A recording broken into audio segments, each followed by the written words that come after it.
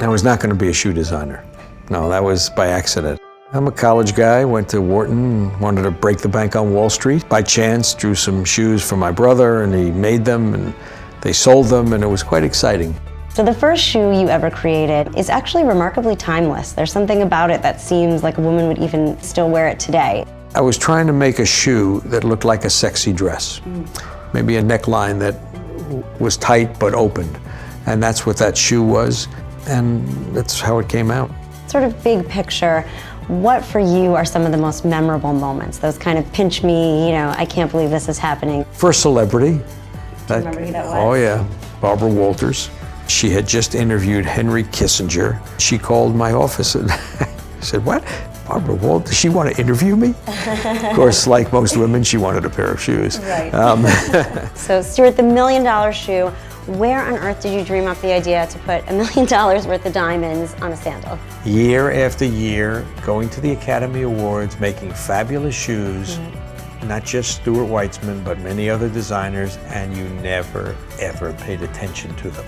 It was about the hair and the jewelry and the dress. That's true, they got the lost camera under never those went beautiful down. gowns. And nobody asked. And I said, I remember telling the whole team, we have to come up with something that will make the press pay attention to the shoes.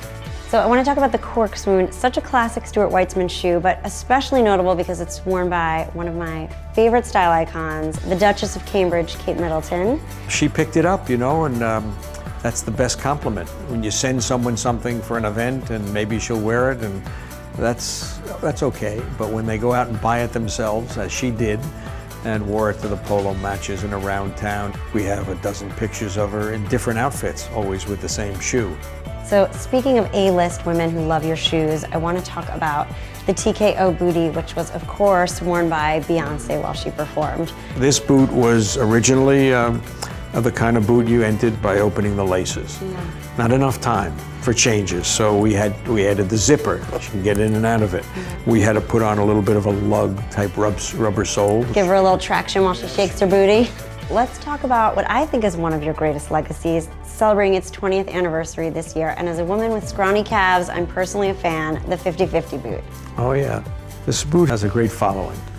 20 years ago, it was an era of short skirts, and thigh-high boots were a little bit trashy still, Pretty Woman was, we weren't looking to do that. We were looking to make something cool, and this covers the kneecap as opposed to the thigh. So the basic black is incredible because it goes with everything, but I want to talk about one of the exclusive boots that we're offering on Gilt to celebrate the anniversary. This Swarovski encrusted $10,000 leopard. Well, this is not the 50-50. This is the 5,000, 5,000.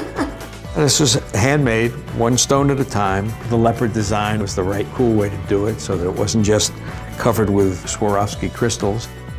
So we're celebrating 20 years of the 50-50 boot now. How long do you think its legacy will be? You don't plan that, I didn't know that it would be, that we'd have a second year with it when we first made it.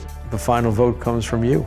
And if you ladies keep loving it, I can't imagine why the next generation doesn't find it as beautiful and practical as the last. We're not planning to archive it, that's for sure.